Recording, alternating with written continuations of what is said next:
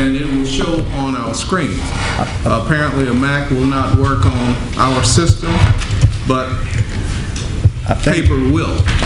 I think, Judge, that they have resolved the issue. Let me plug this in and we'll see.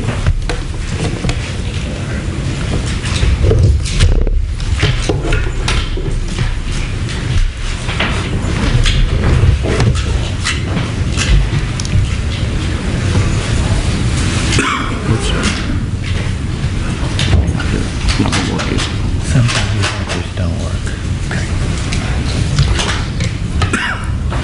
Judge, we will just have to go from the document. That's fine, Your Honor. Wait with that on this one. It's okay. I'm okay. I'm okay. Let's go.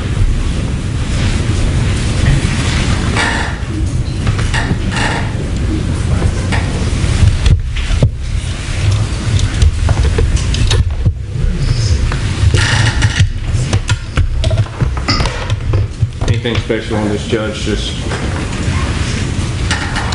Show them how to place it on there. He has to switch it over. Okay.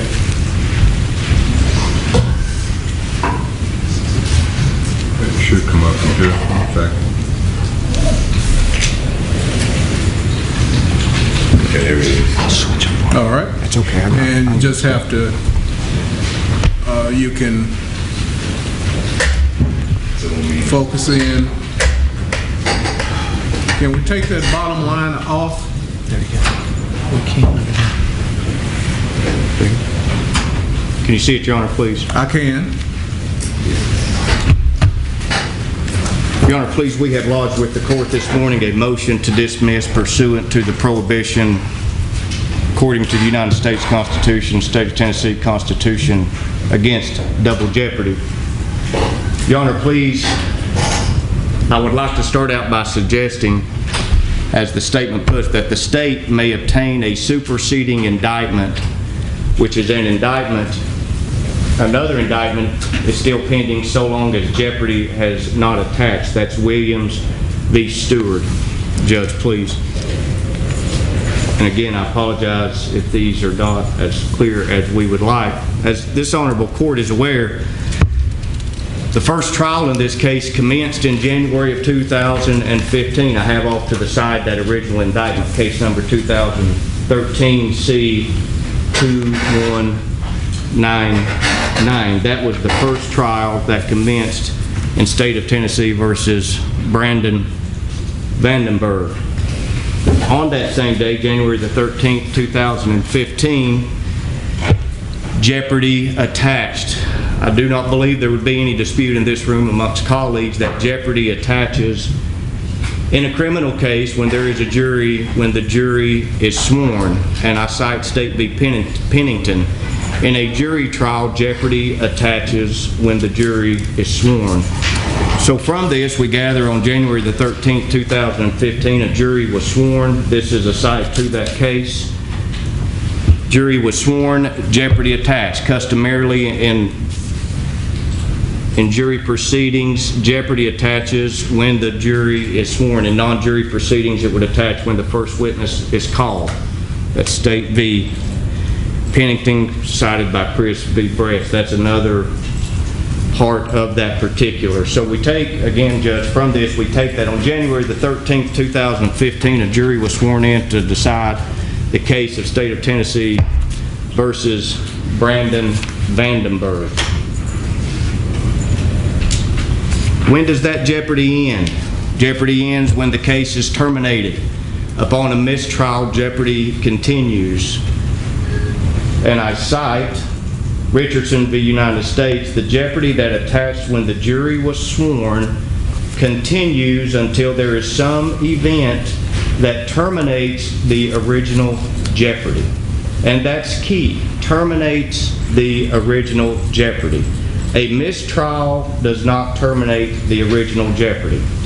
Also citing Yeager v. United States, the initial jeopardy, that is that jeopardy of January the 13th, 2015, that commenced when a jury was first impaneled, continues after mistrial. Last year, June June, this court declared a mistrial as it relates to State of Tennessee versus Vandenburg. That mistrial was declared. What we take from these cases, after a mistrial, the jeopardy continues in case number 2013 C2199 as a mistrial has been declared. I also cite for the court Richardson v. United States.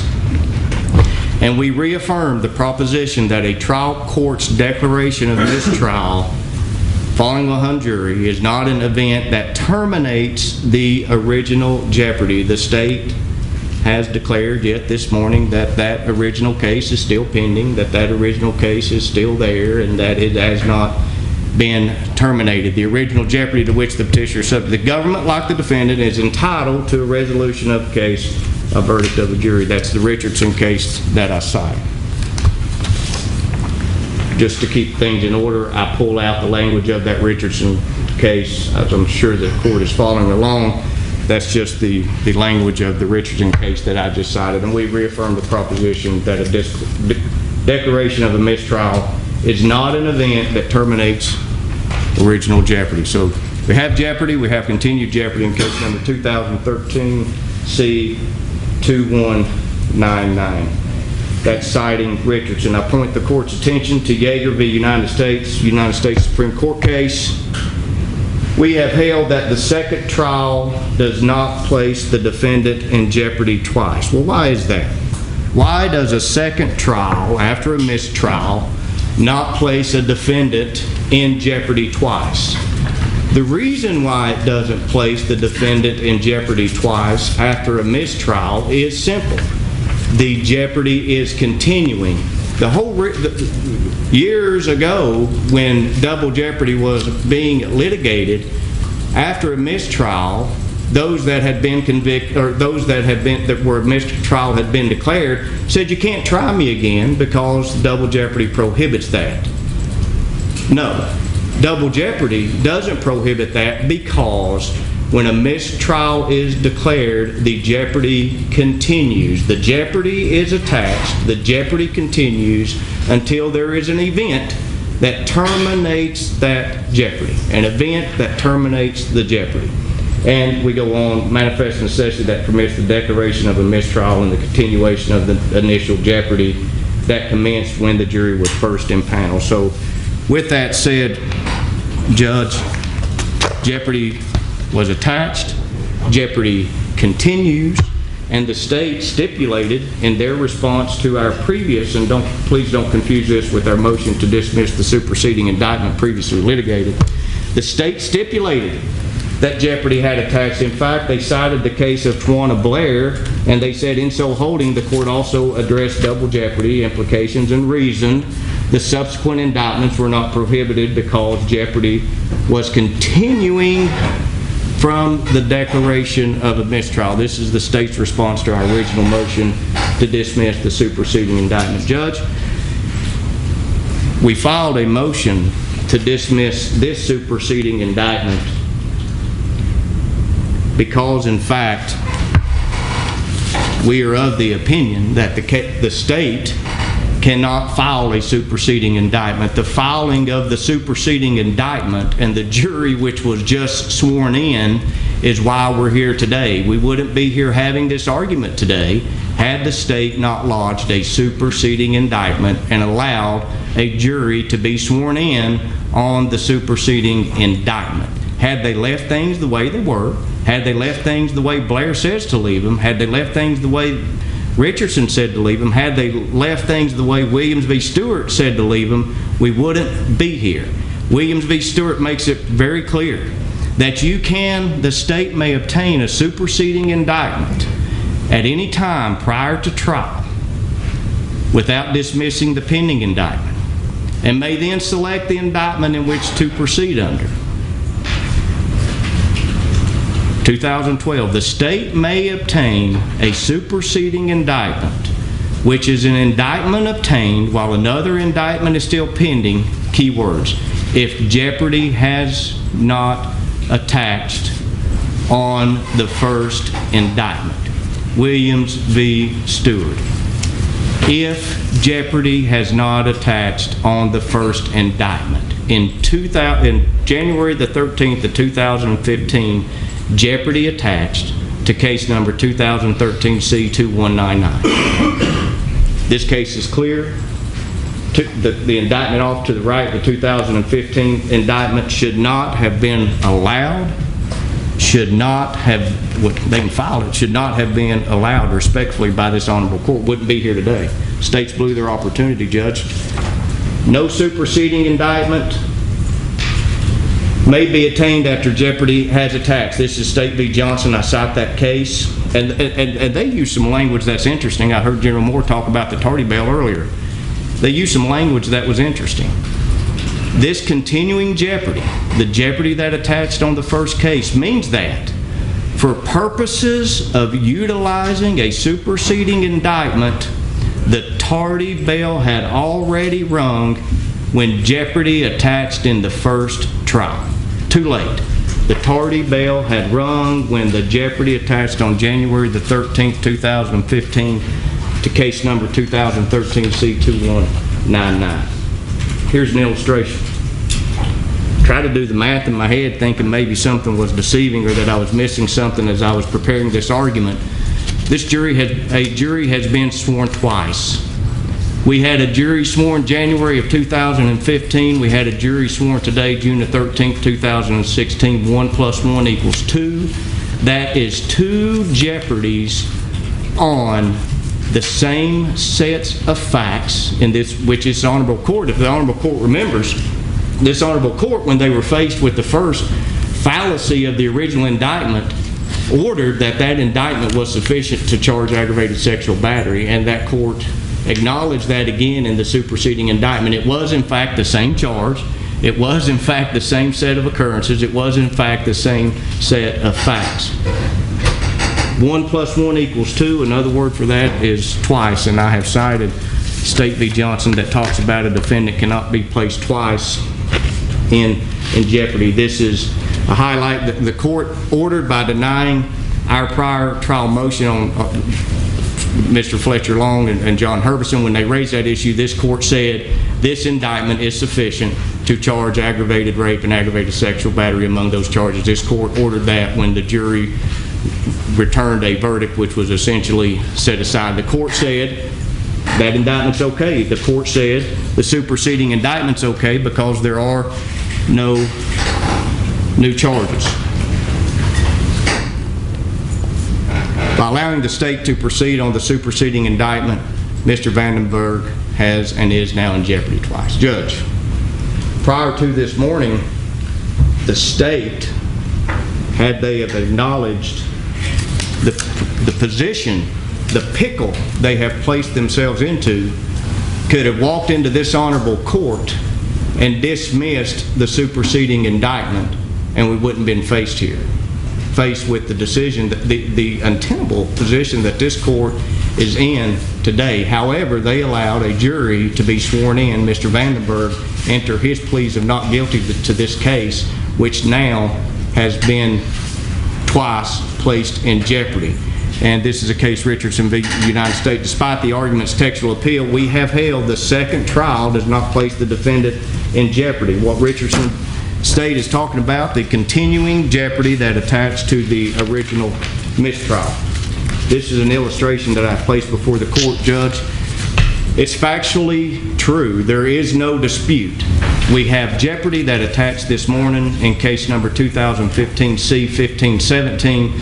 That jeopardy attached at about 10:30 this morning when the jury was sworn. We also have jeopardy that attached January the 13th, 2015 in case number 2013 C-2199 that attached that morning. After mistrial, jeopardy continues. There is no way to twist it. We have 2 jeopardies on 2 different case numbers on the same set of facts, same set of occurrences. When I was reviewing this for argument, I'm not the sharpest tool in the shed, and sometimes I use words that make sense to me and hopefully use words that we can all relate to. What's this honorable court to do? What do we do now? Do we dismiss the original indictment? Well, Judge, think about that. Do we dismiss the superseding indictment? We'll talk about that. Do we dismiss the case in its fullness? We'll discuss that. Do we continue on the original indictment, case number 2013 C2199? Dismiss the original indictment. Double jeopardy, long-held right, constitutionally protected, says you can't dismiss, well, you can dismiss the original indictment. Double jeopardy prohibits re-prosecution. If Your Honor will recall, when I spoke about an event terminating the original jeopardy, a dismissal terminates the original jeopardy, which then in fact bars re-prosecution pursuant to double jeopardy standard. If the original case is dismissed, the jeopardy which attached and is now continuing terminated, that's why I use the word terminated, thus prohibiting a second indictment. That original jeopardy that was attached and is continuing in case number 2013 C2199, that attached on January 13, 2015, if it would be terminated by this honorable court, then the state could not proceed under any measures because that case had in fact been terminated. Richardson, United States Supreme Court, and Yeager case lays it out very clearly. If the original jeopardy has terminated, it's clear, then the state would not be permitted to retry the defendant. So if this honorable court was to dismiss the original indictment, the state would therefore be barred from prosecuting Mr. Vandenburg under a superseding indictment unless, in fact, there are some facts or some allegations or new charges that's totally unrelated to the facts that they're on notice of, and we're on notice since 2013. I pointed that case out again, highlighted that language. If the original jeopardy has terminated, then the state would not be permitted to retry the defendant. That's speaking of dismissing the original indictment. Do we dismiss the superseding indictment? The superseding indictment, respectfully, Your Honor, please, was unlawful and prohibited by the authority in the state of Tennessee, the United States Supreme Courts, as we cited in our motion to dismiss the superseding indictment. It is barred by both our Constitution, this great state of Tennessee, and the Constitution of our great land, the United States. Williams v. Stewart. Talk about superseding indictment. The state may, have 2012 case, the state may obtain a superseding indictment, which is an indictment obtained while another indictment is still pending. Key, if jeopardy has not attached on the first indictment.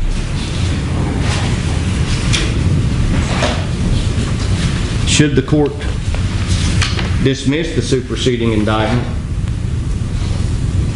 here's what we're faced with. The jury's been sworn in.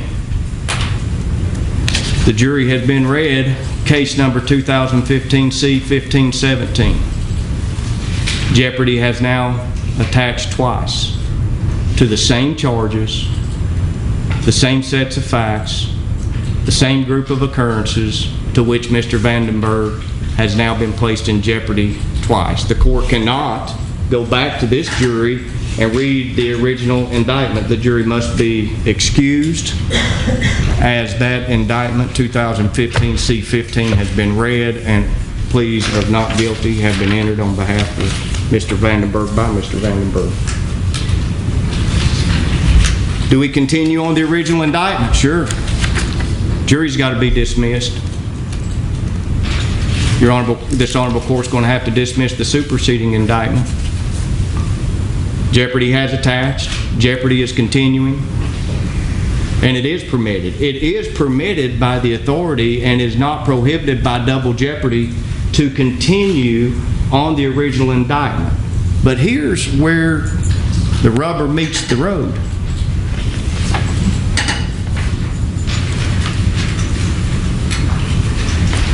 The government will be permitted to retry the defendant because the retrial is not truly a second proceeding that would violate the double jeopardy clause. We have to keep that in mind. When jeopardy has attached and jeopardy is terminated, what bars re-prosecution? our founding fathers, double jeopardy prohibits the state from proceeding. If they were to dismiss, if your honorable court were to dismiss the superseding indictment, Judge, it is a vicious circle. You dismiss the first one, can't proceed on the second one. Dismiss the second one, can't proceed on the first one. Why? Because jeopardy has attached twice. We should never be in this position that we are in today. The state got greedy, the state tried to cure a wrong, and they have placed themselves in a position to where they have blown it. This court must dismiss this case. There is no factual way around it. Mr. Vandenburg, as he sits here today, is faced with being placed in jeopardy twice on the same set of facts, same set of occurrences, same charges as this court has ordered, and the same charges as the state. The state, when they're citing Tawana Blair, says, oh, Judge, it's the same charges. We can bring this. We can bring this. We'll talk about Blair, and we'll talk about how this court has been misled as it relates to Blair. We're going to talk about that. This court must dismiss this case. There is absolutely no way around the double jeopardy prohibition. The jury's been sworn. Double jeopardy clause prohibits multiple convictions, and keywords, multiple prosecutions for identical offenses before any conviction can stand. There is no way around the position that Mr. Vandenburg is in and that this honorable court must decide. Let's talk about State v. Blair. That's the case that the state relied on, the state heavily in their argument to the court when they were so anxious to get this superseding indictment. If it didn't charge new charges, why bring it? Well, we know why they brought it. They knew the first one contained fallacies. They knew that it was fatally defective, or you should have left well enough alone. If it's not broke, don't fix it. They tried to fix it wrong. State v. Blair. In January of 2017, Miss Blair was indicted, and these are important case numbers. 2017? 2007. Sorry, you're Okay. getting ahead of myself. Miss Blair was indicted, and these case numbers are important, and I will forewarn the court this gets tedious. In case number M07003, she was indicted with 3 counts of conspiracy to commit first-degree murder and perjury. That's Miss Tawana Blair. That's the first case, 2007, Judge. In May of 2008, the state dismissed case number M07003, the 3 counts of conspiracy to commit first-degree murder. They didn't dismiss that case in its entirety. They dismissed the 3 counts of conspiracy to commit first-degree murder. This left the original count on that charge of perjury. If the court recalls the page before that, there were 3 counts of a conspiracy to commit first-degree murder and perjury. When they nollied the 3 counts of conspiracy, it left the perjury count still pending. In March of 2008, there was a new indictment. That was case number M-8-125. They indicted Miss Blair for 1 count of conspiracy to commit first-degree murder and 1 conspiracy to commit aggravated robbery. So at this point in time, when they indicted her, re-indicted her in a new case number in 2008, she was left with those 2 counts we see, as well as the perjury count that was remaining from case number 07003. At an unknown date in that same case, the conspiracy to commit aggravated, and I put robbery should be there, was dismissed in that case number 0125. And so we all don't have to try to decipher this. I hope I laid this out well enough. This is what was left after those 2 indictments and those group of dismissals. This left case number 08-125 with 1 count of conspiracy to commit first-degree murder and 1 count of perjury in case number 07003. Those are 2 different case numbers. Those are the 2 remaining counts that was left over after they had went through their series of dismissals and indictments and re-indictments. In October of 2008, there was a 3rd indictment by the state of Tennessee Prosecutor's Office, in case number 08-455. That third indictment indicted Ms. Blair with 1 count of conspiracy to commit especially aggravated robbery, 1 count of especially aggravated robbery, and 3 counts of felony murder. And I made a note that the especially aggravated robbery was the underlying felony as to the felony murder count, Judge, please, in that case. What are we left with? We're left with 3 case numbers. We're left with 08-125, 1 conspiracy to commit first-degree murder. We're left with 1 perjury, 07003, and we're left with this brand new indictment, 08455, in which there was 1 conspiracy to commit especially aggravated robbery, and 3 counts of felony murders. That is what Ms. Blair was ultimately left with up until this point. Those were the charges that were pending against her that had not yet been dismissed. No trial had been had at that point in time. At an unknown point in time, the court joined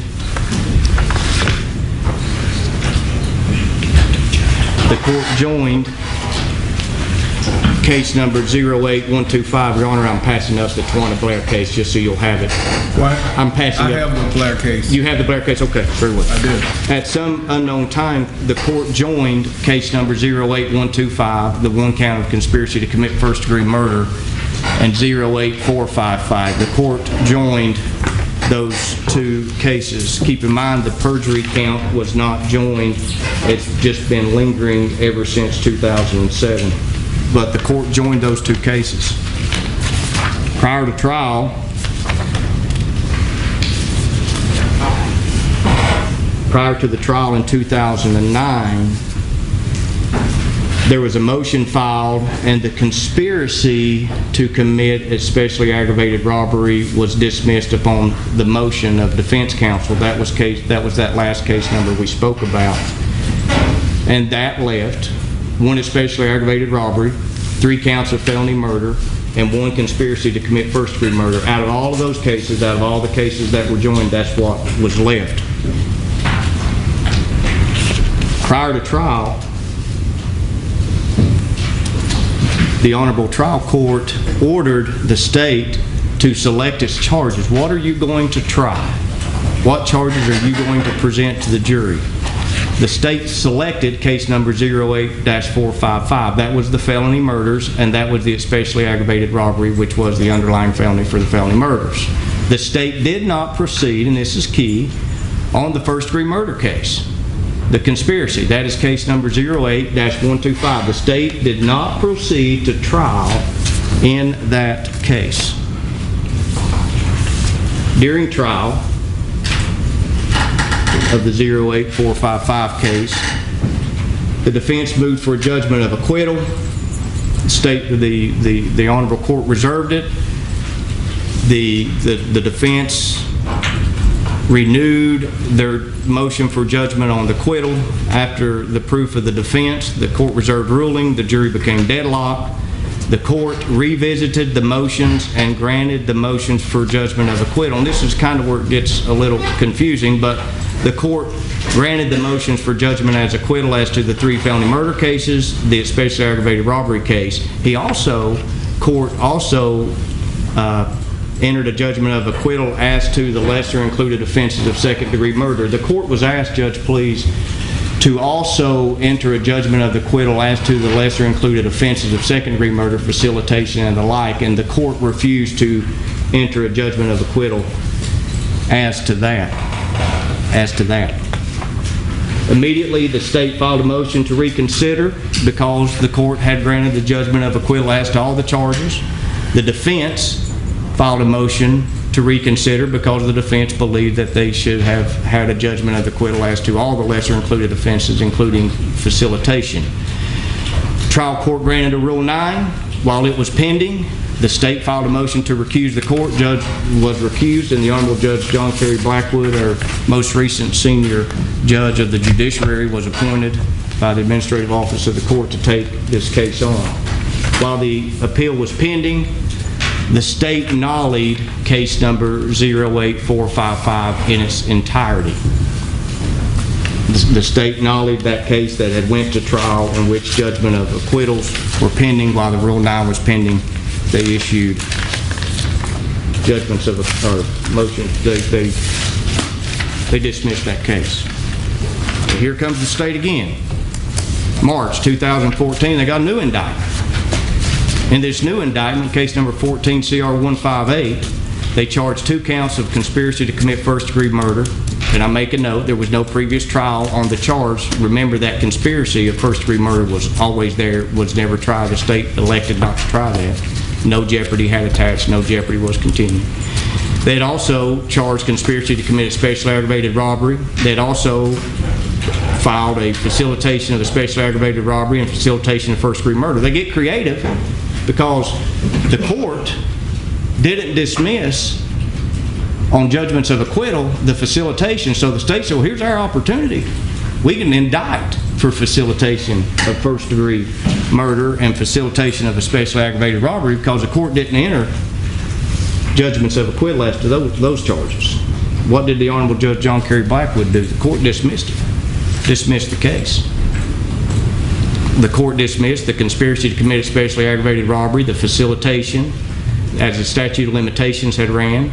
The court dismissed the 2 conspiracies to commit first-degree murder. And that's important, and it's important because this is my second argument that I'm going to talk about. Not only is the state barred by double jeopardy principles and all the standards that come along with that, but they're also barred by this subject to mandatory joinder under Rule 8. You have to remember, Judge, in this case, please, court, that the original conspiracy to commit first-degree murder was never tried. Jeopardy had never attached. And the Honorable Judge John Cory Batey, which was upheld on this case, said, you're right, but guess what? You had to mandatorily join it with the other case. You failed under Rule 8 to join. And the court on the facilitation dismissed the facilitation for the reasons stated as to the Rule 8. The state argued double jeopardy does not prohibit the re-prosecution. The Court of Appeals agreed, but only as to the conspiracy to commit the first-degree murder, which was not tried. That's when I spoke about that. The court said, you're absolutely right. Double jeopardy doesn't prohibit it because jeopardy had never attached on that particular charge, on that particular count, because you had elected not to try that particular count. Come on. Thank you, Mr. Perez. Double jeopardy. This is taken from Blair, straight from the Blair case. Pennington. A double jeopardy violation arises only when an individual is twice placed in jeopardy for the same offense.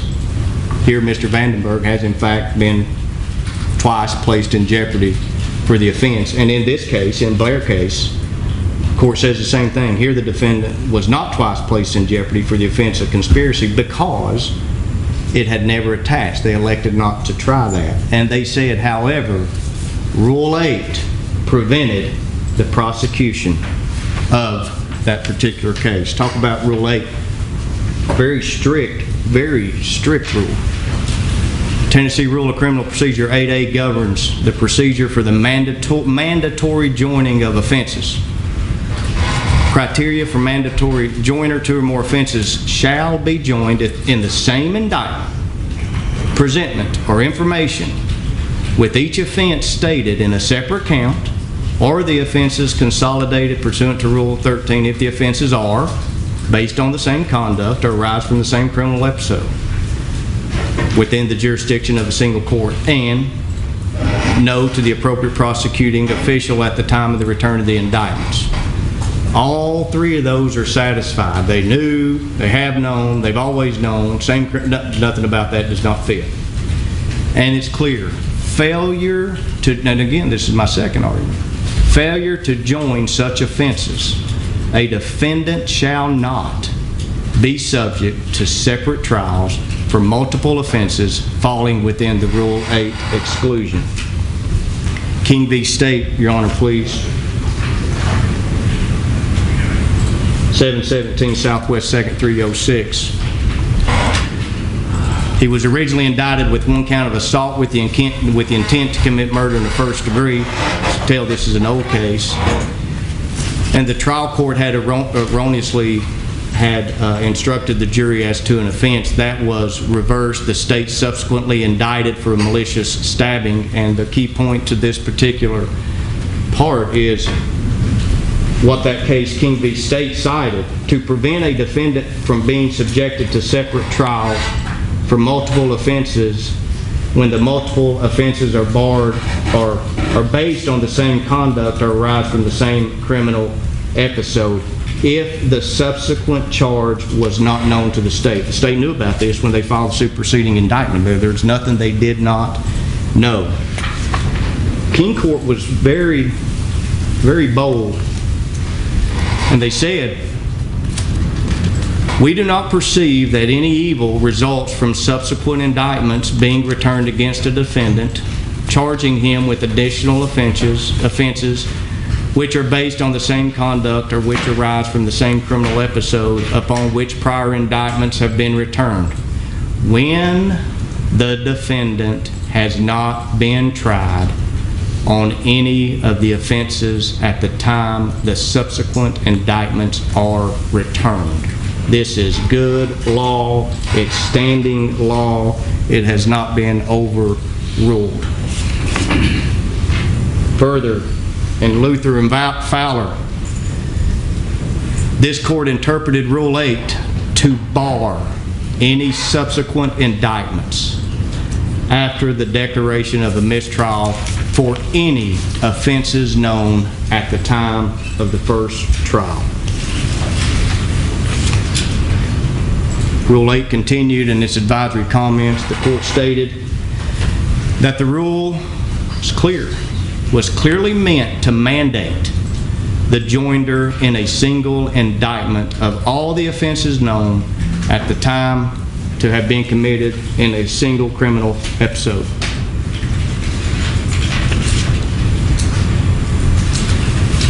State v. Blair. This is language from that case.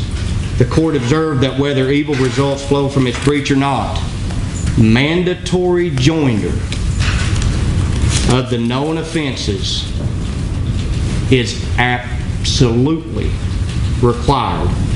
And the sanction is a denial of a prosecution, is the denial of the state of a trial upon a charge made in violation of this rule. Judge, the only hope the state would have had if they were so committed to wronging or to righting their wrong, to fixing their mistake, would have been to file a superseding indictment, although unlawful, based on the authority, and then ask this court, please let us join these under Rule 8. Please let us join these. And then they could dismiss potentially the surplus counts that they chose not to go forward on. That would have been their only hope, and we would submit that under Rule 8 they couldn't have even filed, they could not have even joined them because they knew about them. I read that language. They knew about them, same criminal episode, it's no new offense. And what Rule 8 talks about is if somebody gets on the witness stand and somebody talks about a different crime, and then there's a mistrial, and you investigate that different crime, and you want to supersede indictment with a new crime on facts you didn't know about, absolutely, this is not the case here. This is absolutely not the case here. The state of Tennessee has put, this court had blew their shot at prosecuting Mr. Vandenburg based on greed, based on trying to get this court to right their wrong. Had they left the original indictment alone, jeopardy continues, we would not be standing here today. We'd be in trial. We'd be in opening statements. They got greedy. They tried to fix the wrong. If there was nothing wrong about it, why file it? They knew it was wrong, and they filed it. And this court allowed them to file it. And respectfully, Judge, we would not be in this situation had the key here is now the jury's been sworn in. had this honorable court been given the Tawana Blair information when the state tries to tell the court, oh, you can supersede indictment, Tawana Blair says you can supersede indictment. They give you all the facts. These are the facts. You cannot supersede indict after you have went to trial and a mistrial declared the tardy bail has run. And the state asked this court to fix its mistake, to fix its invalid indictment. And fortunately, for a temporary period, this court has allowed that to happen. Unfortunately, allowed it to happen and the state allowed it to happen up until a point today when this jury was sworn in, and we have two big red stop signs up here that says jeopardy's attached. Twice, not once but twice. The state of Tennessee is barred from prosecuting Mr. Vandenburg pursuant to the prohibition of double jeopardy and pursuant to the mandated governances of Rule 8. If the court even goes there, they are barred from prosecuting Mr. Vandenburg on the superseding indictment, and in fact, they are barred from prosecuting Mr. Vandenburg on any indictment as it relates to these sets of facts and these occurrences. The tardy bail had reigned when they superseded indictment. Again, had the state not tried to use this court to right their wrong, we would not be in this position today, but we're in it. We ask this court to dismiss this case. All right. State.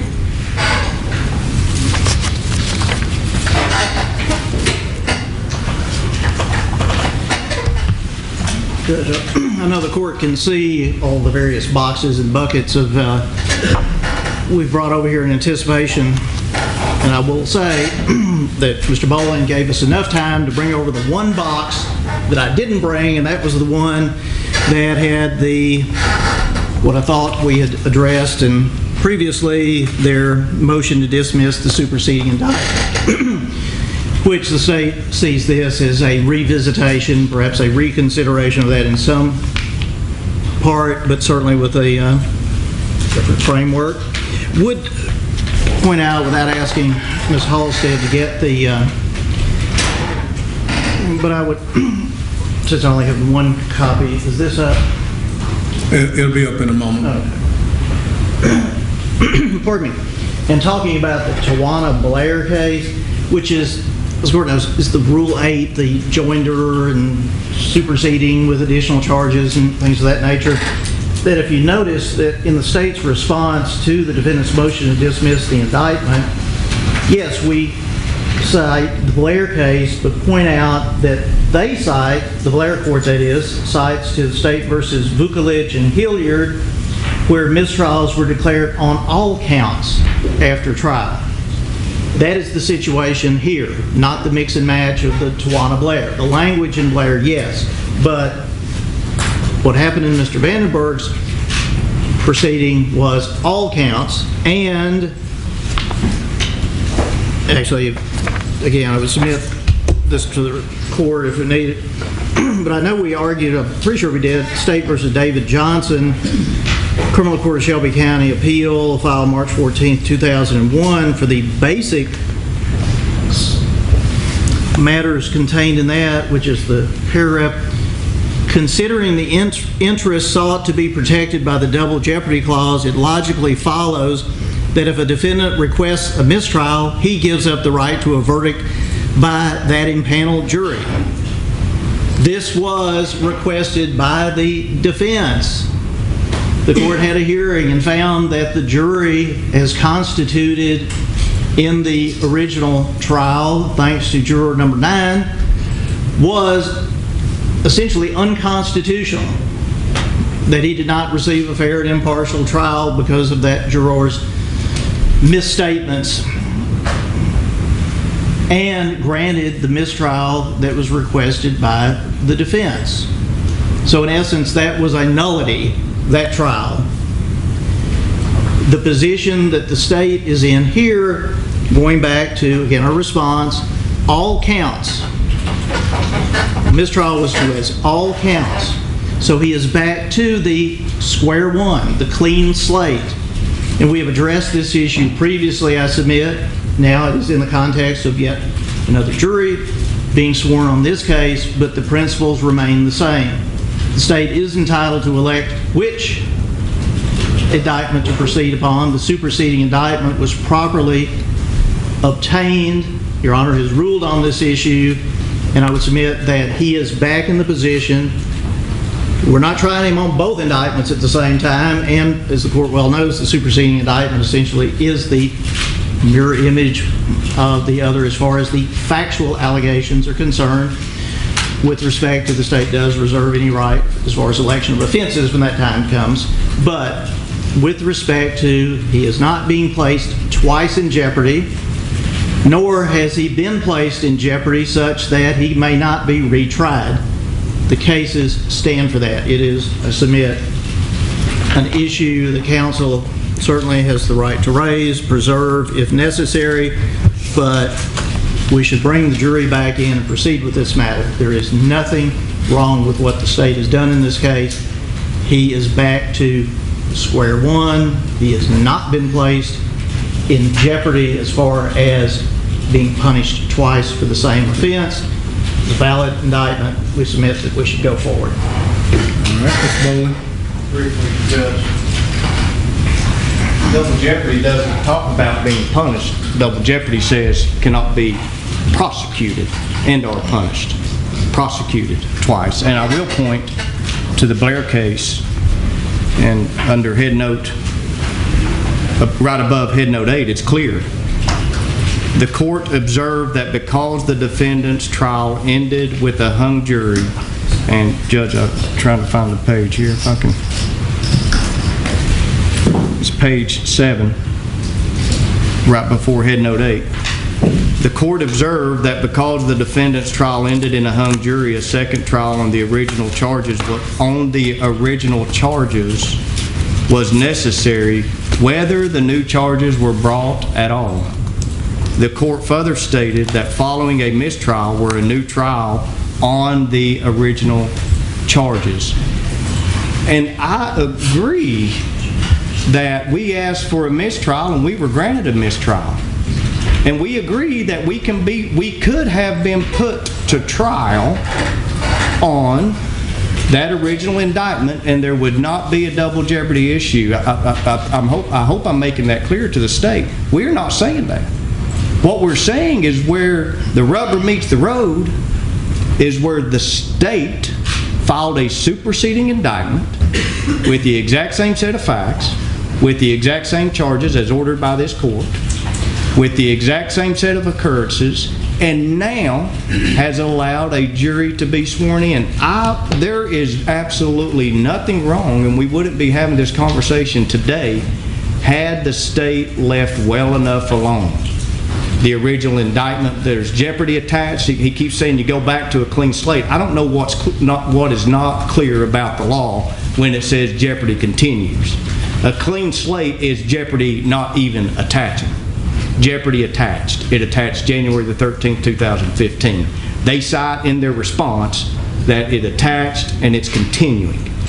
To today, it's continuing. We don't need to ask them why they filed the superseding indictment. And they're sitting here today without acknowledging that jeopardy is continuing on the first one and that jeopardy has just now attached on the second one. It's unfortunate that this court is in the position that it's in today to have to clean up what the state has messed up.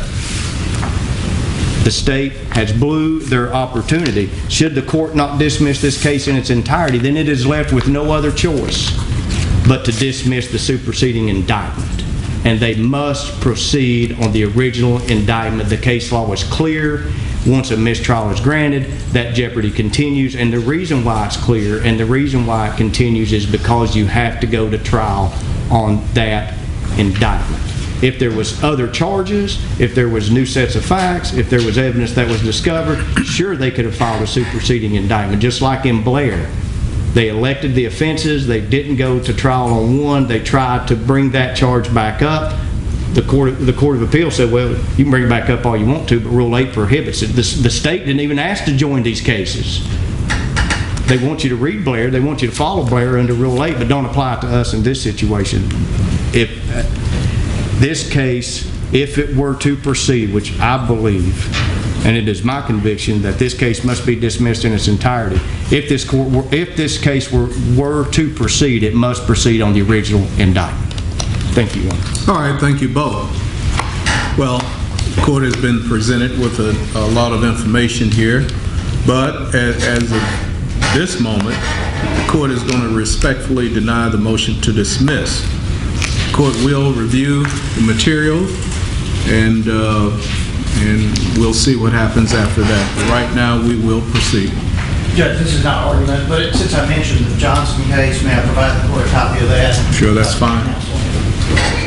Okay, we're going to bring the jury in. We'll see how far we get on opening. We have to take break.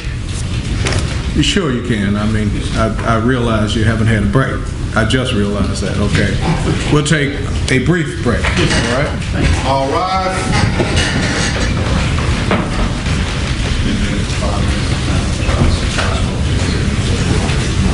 Brief recess.